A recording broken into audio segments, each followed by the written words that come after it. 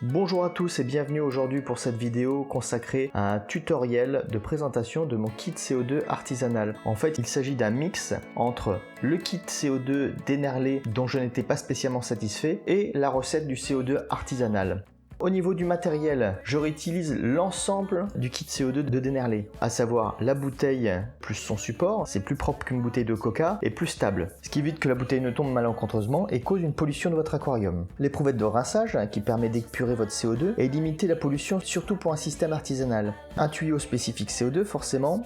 Le mini flipper, c'est un système très pratique qui permet une diffusion optimale du CO2. Il devra être nettoyé même s'il s'encrasse beaucoup moins qu'un diffuseur de type sucre. Il vous faudra de la levure boulangère, du sucre en poudre basique premier prix.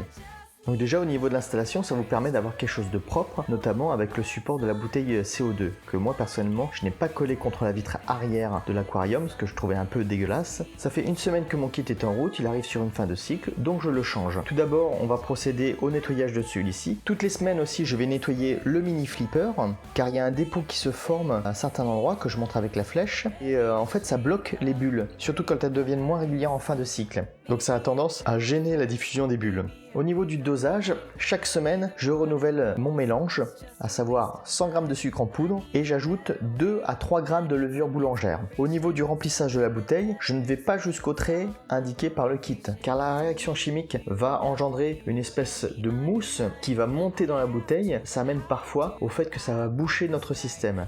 Bien entendu, comme tout système de CO2 artisanal, il faut surveiller la production, surtout en début de cycle. Donc si jamais ça se bouche à cause de ce phénomène, il faut être capable de le voir et dès le déboucher, ça prend quelques instants. Pendant que je finis la mise en œuvre, je peux parler du coût. Le coût est absolument dérisoire.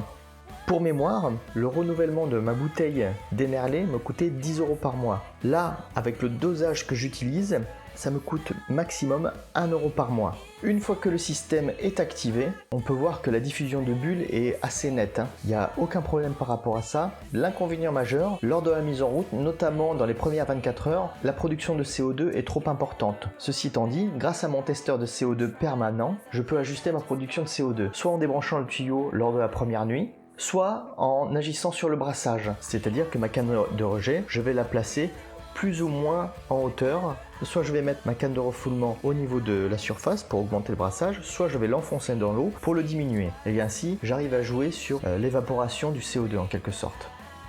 Voilà, j'espère que cette vidéo vous a plu.